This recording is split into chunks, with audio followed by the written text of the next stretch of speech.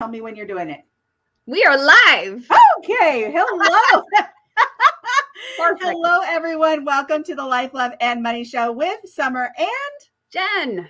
Hello. And today we're going to be talking about, are you measuring your success by somebody else's yardstick? Oh my goodness. Are you doing that? Is that something that you're doing today? So what does this mean? So let's just roll right into this. How about it, Jen? Yeah, let's do it. Okay. So, many times people, are constantly evaluating themselves against others and domains like attractiveness, wealth, intelligence, success. And this is called something in the psych world, social comparison. So this is this it's based off the social comparison theory. And so it's the idea that individuals determine their own social and personal worth based on how they stack up against others. And the theory was, so just to give you a little bit of background on this, the theory was developed in 1954 by psychologist Leon Fetzinger. Yes. And so later research has shown that people who regularly compare themselves to others may find motivation to improve, but may also experience feelings of deep dissatisfaction, guilt, remorse, and engage in destructive behaviors like lying or disordered eating and so forth and so on. And there's a lot of things that can be built up around comparing ourselves to somebody else. We know that. We know how it can make us feel. It can, paralyze us. It can stop us from meeting our goals or wanting to achieve our goals. For instance, we might say, I'm just, I don't have the same super skills that person has. So why would somebody come see me? Why, are my services more important or different or better than that person's? So what are your thoughts about this, Jen? My initial thoughts is that this is a very, very, very common thing that anybody, whether you are an entrepreneur or not, because, even in the workplace, it's very easy to compare ourselves to somebody that might be a senior veteran, or you could even compare yourself to the new person that's maybe much younger. It doesn't matter. There's always going to be some kind of environment or opportunity where you may find yourself doing this and comparing yourself. And especially in the coaching world, which Summer and I live in practically, it's this feeling of you look at somebody else. And I know for me personally, I'm looking at other, especially other women, I'm looking at people around my age or sometimes younger. I feel like they have a head start, or sometimes it's even like in my same space. And it's hard. But the more that we are vulnerable with each other, especially when you have a community or you have other people that you can be honest with and share these thoughts, you realize and start to find out that we all do this at some point. We all compare ourselves. And I think there's a healthy way to do it, but going along with this social comparison and how you defined it, the thing is that most of us are doing it in an unhealthy way because we're basing our self-worth on what we're seeing from others. We're completely ignoring that they have a different journey and story. And it's the thing that I really want to drive is that it's very common. If you are feeling this way, you're not crazy. It's not this is a bad thing. It's just be aware that there are so many people out there, including us, that we go through this. I think there's a natural tendency for us to just kind of experience that, especially when you're in a stage or in a place where you don't feel things are moving fast enough. You don't feel successful. You don't feel like it's working. You start doubting yourself. It's very easy to start going down this road of like, what am I doing? I don't even know why people want to work with me. There's other people that are better. And we just have these negative thoughts going between our ears. Yeah. Oops, we lost her. I don't know what happened. Hopefully she jumps back in. Let me message her real quick. But anyways, if you're joining us, let us know in the chat if you're catching the replay. What have you experienced? What have you gone through? Have you ever felt that you have been comparing yourself? Let me message her real quick. Come back in. Yep, technical stuff. So Summer disappeared. I'm waiting for her to come back. But if you're just joining us now, what we're talking about is, are you measuring your success by somebody else's yardstick? And so what we were talking about is that it's very common where, especially when you're in the coaching space, it's very common that we have these thoughts. And so one of the things that is really important for us to be aware of, I don't think it's a bad thing where, I think it's you can do this in a healthy way. You can either look at what other people are doing. And I know for when there are those moments where I'm looking at, oh, gosh, I feel so behind. I think about, I could have been so much further in my business, or I think about like, gosh, this isn't working, but you're seeing other people win and succeed. And it's not that you don't want that for them. I think for some of us, we're just thinking, well, why isn't it happening for me? Why isn't this happening for me? And you feel like everybody else is winning. And I know that can be, it could be painful. It could be frustrating. And, one of the things that I learned from another coach was that, oh, she said she's trying. Okay. I'm just telling her it's okay. There she is. Back. Yay! She's back. So yay! It's okay. So I'll just finish this thought and then I'll send it back to you. Yeah. It's like one of the things that, what happens is when we are comparing ourselves, I think one of the things that I had to learn in this process when I was going through some coaching myself was that if I ever find myself in this position when I'm comparing myself to, somebody else, especially in my field, all those different things, I have to just stop and pause and say, to myself. Yeah. And as I'm looking at who I'm comparing myself to, I have to stop and pause and say, thank you for showing me what is possible. And that way I can have some gratitude that I'm in a space where I have that opportunity to grow into whatever it is I'm trying to go into, but also come from a place where I'm not in a jealous state. I'm not in an envious state. I'm staying in a state where I can be thankful for somebody else showing me what is possible out there, showing me what is possible for me to achieve because they've been able to do that.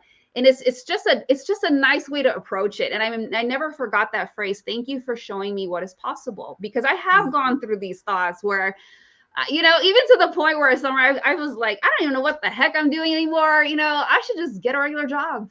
And I'm telling you, every coach out there has probably had that thought.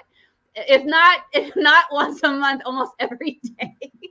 Because you're going to have those feelings of this isn't working. And just remember that everything that we're doing are just these baby steps along the journey to eventually get us to where we're at. And then, of course, there's other things and factors involved, such as strategy. Do you even have a plan? And those things Summer and I talk about often. But for this particular thing about the comparison trap or social comparison, I think it's healthy for us to stop and pause and ask yourself, like, where am I at right now?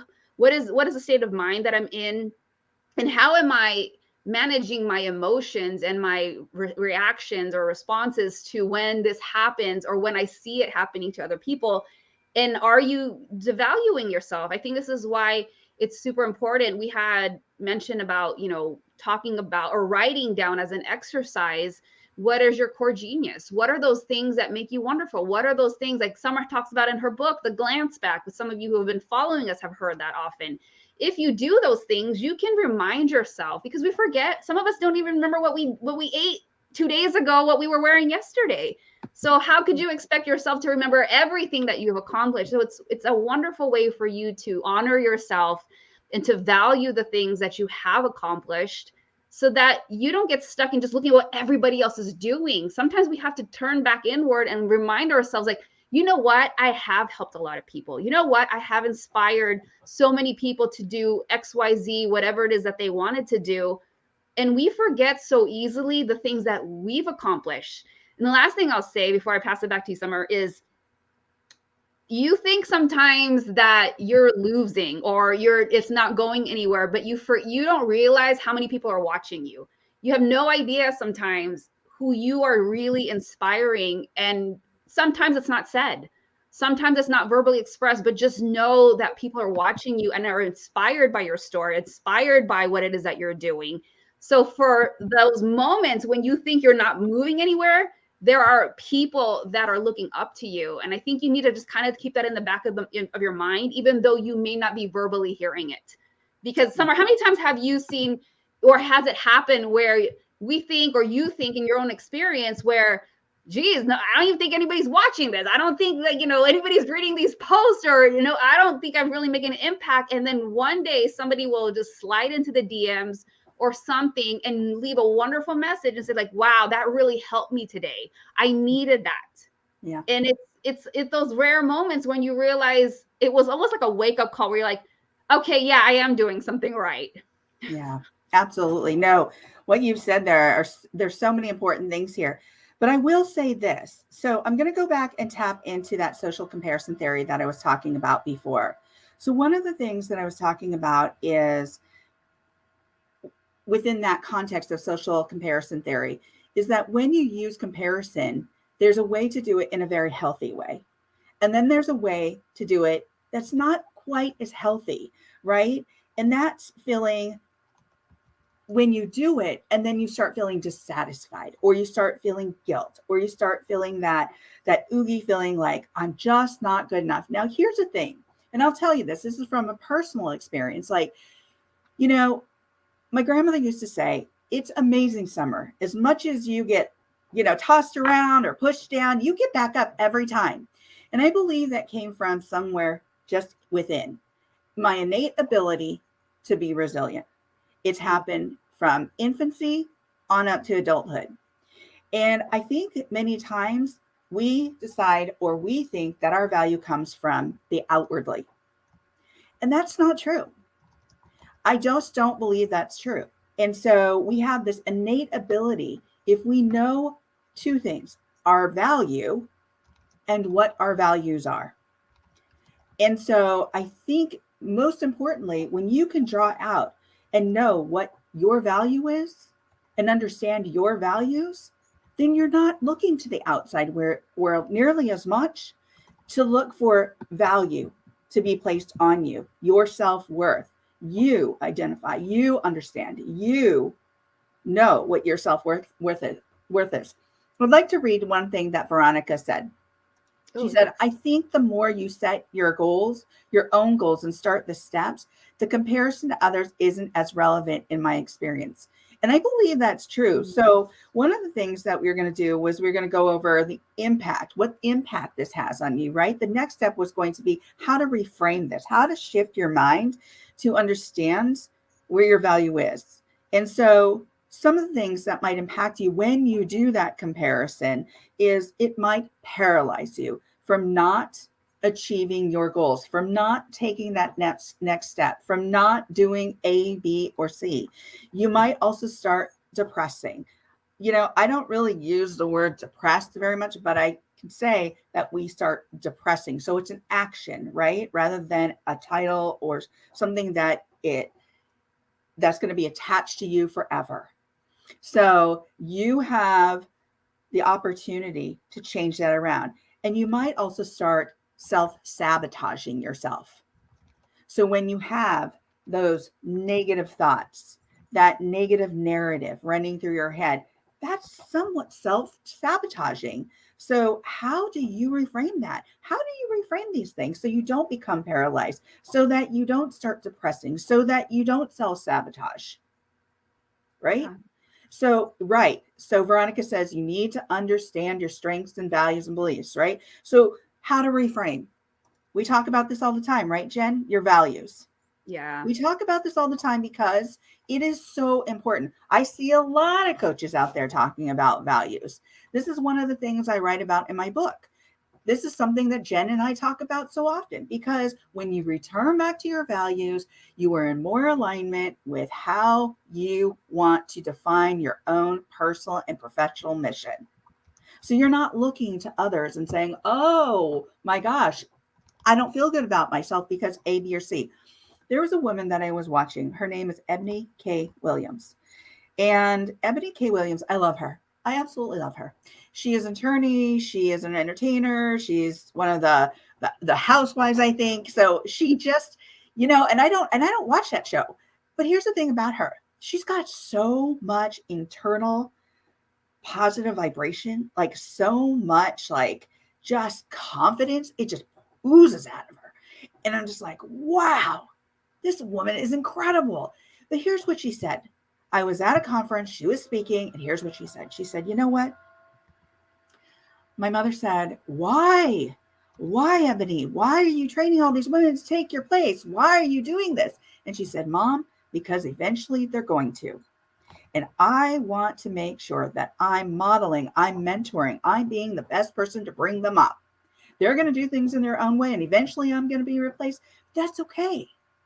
Because here we are, as you said, Jen, having gratitude, mentoring one another, inspiring one another, bringing community together. I mean, truly bringing community together. And yeah, I'm all about that. Go ahead. I love that quote because it shows to her, it speaks a lot about her character. Yeah. She's coming from an abundance mindset and not a scarcity mindset. We talked about that last week. And I love her positioning on this. Yes, Veronica, she said, you'll be evolving. And, you see this often, especially in the corporate world, right? And thank you for those of you joining us, please drop in the comments, anything that you've heard that we have said, what's your experience with, doing social comparison? We've all done it at some point. And so with what Ebony said in response to her mom, it was like, wow, when I was listening to you say it, she has such a position of strength and she's looking at, you know what? This is the reality. And she didn't say all this, but when I'm listening to it, it's like she could have totally been selfish and be like, well, why am I going to train other people? They can totally replace me. And I think that's a lot of the mindset that I see in the corporate world, where some managers some leaders are afraid to be replaced instead of being a leader and being a mentor and realizing, how can I train the next generation up? How can I leave? And Ebony is taking the stance of like, how can I leave a legacy? Yeah. Versus, oh, I don't want to help anybody else because they're going to listen. She doesn't view people as the competition. No, not at all. And that's such a beautiful thing. And even especially in, in our world, there have been times where, other coaches, especially in the money space, have asked me, they're reaching out and they are coached themselves in the same space. They're like, hey, this is why I value these people who know so well who they serve, because when they realize that the person that's asking them for help is not in their demographic, or it's not who they typically prefer to serve and help, they will know in their own community, like, oh, you know what? So-and-so said they work with women that go through this and transition. And I love it. It's this idea of collaboration versus competition. Yeah. And when you can get into that space and look at it like there is an abundance of opportunity for everybody to win, and at the end of the day, it's really about helping other people, you don't find yourself caught in this spiral of comparing. And it's just like, and it's interesting because even some of the things that I have gone through, I am now at a place where I'm like, okay, how can I delegate a lot of this? How can I take myself out and really focus on the parts that I love to do, on the things that I want to help people in, and the things that I'm like, why don't I find the people that love doing that? And why don't I find the people that I know could serve these clients well and make it a collaborative effort? And now it's like, who doesn't want to feel like they have an entire team helping them? So it's really about how you reframe the mindset and the perspective of when you are in these situations. So thank you for sharing that quote about what Ebony said. Yeah. I mean, it was wonderful because you see her just full of energy, light, and internal strength. And that's what I love about her, is that I align with that. I can really get on board with that. It's like, I don't know what it is, but I think we all have this innate and learned ability. So it comes from two places: innate within and learned from outside of us, right? And so that means that we can learn to be resilient. We can learn, to be successful by not measuring ourselves up against somebody else's yardstick. But we also have this ability once we know our true value. And I think that's something that my mom always said: Summer, you have value. You are worthy. You are going to be successful based on your own terms. And so it wasn't something she took lightly. It was something, I mean, my mom would be like, hey, you want to learn something? You go learn it. Here's a book, right? And she was like, I'm not opening that book for you. You're going to go out and learn it. So when, even from the smallest, as a child, I was like, oh my gosh, well, I got to go find out. I got to go work this. If I want this, this is what I've got to do. Right. So anyhow, I think, being determined, knowing your values, celebrating, and you've mentioned this before, and I think this is something that's so important, Jen, is celebrating those small wins and short-term goals. And again, Veronica mentioned this too. If you know your goals, if you know your steps, you're going to be less likely or apt to compare yourself to somebody else. Here's the other thing. Have a good community around you. Build that community that is going to lift you up, that is going to raise you up, that's going to be of support. And that's something that when I developed Core Women, Life, Love, and Money, one of the things that I fully thought of is how do we as women, how do we kinetically connect? How do we organically learn from one another? How do we reshape our lives through diverse interaction? And how do we, empower one another to promote change? Because for me, that's always been something that's truly important is my community and being authentic and also being transparent. And so whatever you do with Jen or I, that you're going to get honesty. You're going to get authenticity because we can't hide it very well. Right, Jen? No. Yeah. I don't do a good job of that. And you know what? At least you know what you're going to get. At least you know that we're going to be fully transparent, or if it looks like we're hiding it, you're gonna know what we really are. Yeah, we're both Aries. So we can't hide. I'll leave it at that. But I wanted to share what Veronica said. She said, knowing your values enables that self-assurance and confidence. Absolutely. We completely agree. And when you know what those values are, you can stand so strong in them. You can stand and know that, hey, this is what I follow. This is what I adhere to. And then everything that you decide is always going to be measured against that. And so, I love this topic because why are we using somebody else's set of criteria? Why are we not measuring it against our own? However, if you have not established your values, then what are you measuring it against? Like there's nothing. So this is why it's so important to that have you already allowed yourself to understand and know what your criteria is and your standards and your values and everything that you want to stand for. But if you don't, this is why we end up looking outside, because we're still wandering and trying to find, okay, well, what is it? So again, thank you for that. It definitely plays a big part in your self-assurance and your confidence.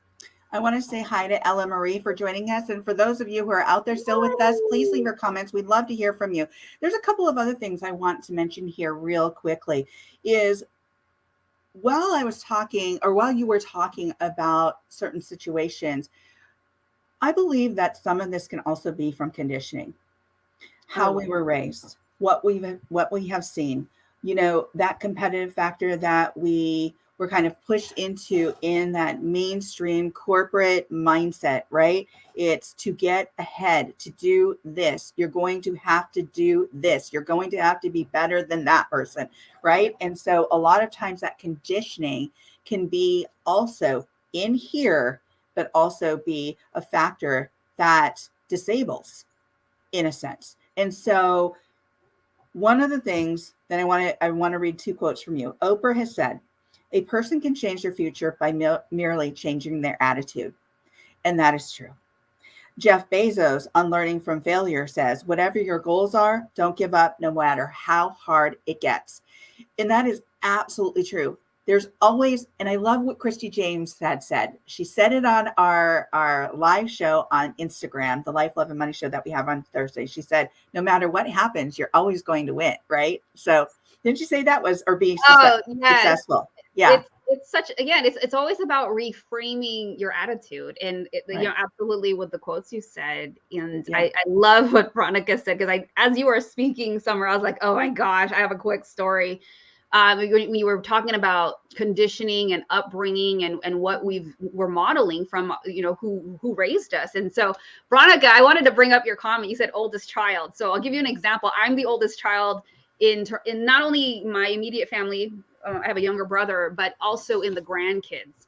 So I'm the eldest. And so my cousin and I, who's only about 9 months younger than me, And shout out to Amina in Chicago. She, you know, her and I had these like heart to heart talks. And so God bless her. We love her. Our grandma passed away 4 years ago. But when my cousin and I, we were talking, and this was like just a few years ago, we started talking. And so my cousin has always, she's always been in Chicago, and I've always been here in California. But they would like make us compete. It was so irritating. I mean, even growing up in like elementary school. And it's funny because she would tell me like, well, Amina's got straight A's. And it was, so I was growing up with this, like, well, my cousin's better and she's doing this and she's doing this. And then I found out that they were doing that to her. Well, Jenny. Cause like my family calls me Jenny. And so I was like, are you telling me like all this time, like that was like the languaging? And so talk about this conditioning of like, it's this constant comparison. And, you know, even I cringe because sometimes I see this, and I think we've all gone through it to some extent. For me, as a mother of a 10-year-old boy, I try very hard to stay away from like, and I see like, you know, some parents do this, and I think grandparents more because they're coming from a different, you know, generation. But that whole like, well, your cousin's doing this. Well, look at so-and-so, and they're doing this. And then you start getting compared to family members, and it totally messes you up. Yeah. Like, can't you just see the value in what I bring and who I am? Why do you even got to bring up like that kid? Yeah. And it is so irritating. And I cringe when I hear it. Like, well, you know, your cousin is da da da. And I just want to say, I don't give a, you know, it's so unhealthy. And so as parents, please be aware of the things you're saying to your children, and, you know, and using comparison. And I know you probably have the best intentions where you're trying to be encouraging, but please find a different way, because doing that comparison and talking about how your kid's cousin is a valedictorian, it does not help. You know, none of that comparative stuff is as a value or helpful in regards to like, it really sets that kid's trajectory in a way that they're supposed to always be competing against somebody else. And competition, healthy competition is great. You know, I'm not saying it isn't.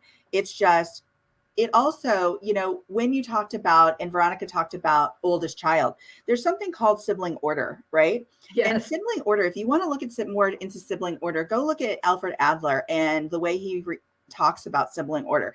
He was a psychiatrist, a psychologist. And that was one of his theories, the theory of sibling order. So if you want to get deep into that, go look at Alfred Adler. He talks about that and what that kind of sets you up for, and what that looks like if you're the oldest child, the youngest child, the middle kid, and so forth and so on. Here's the thing, and I want to tell a funny story.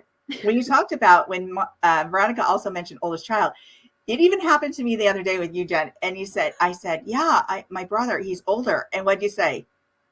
Really? What?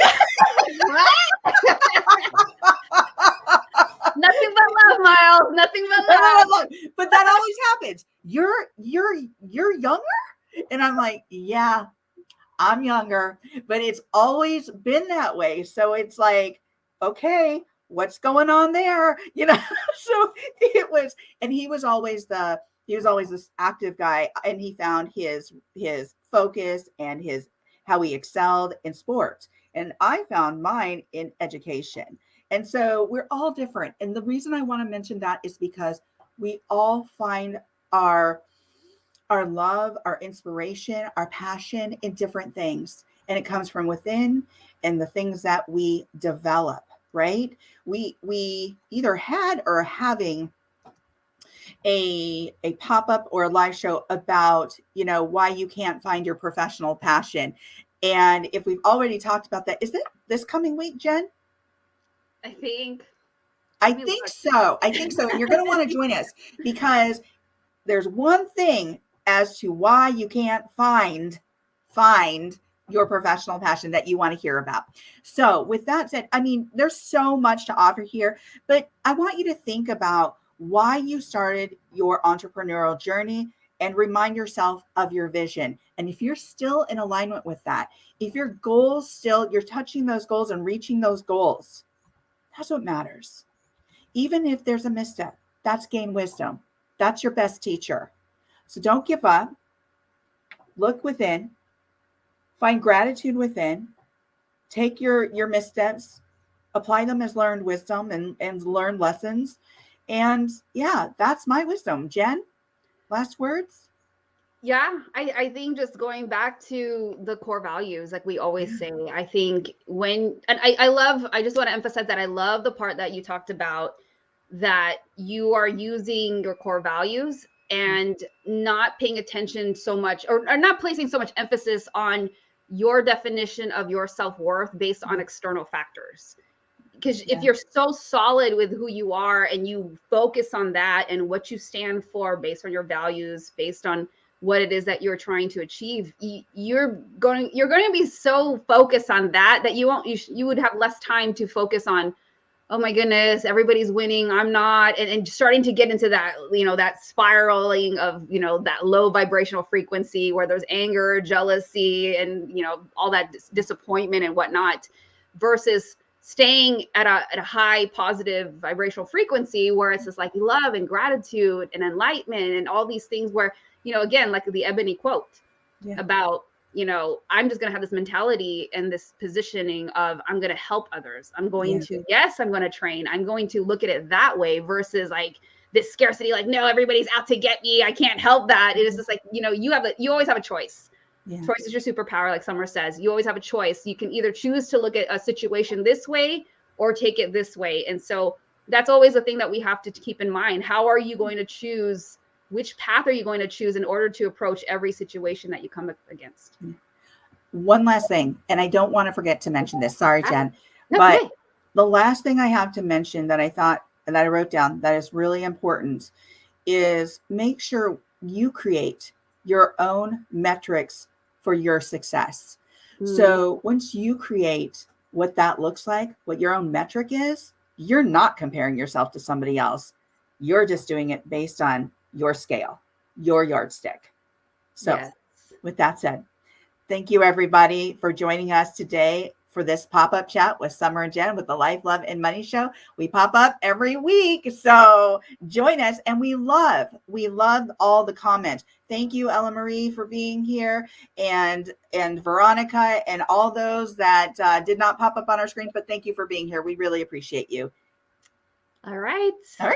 With that said, have a great one. Take care.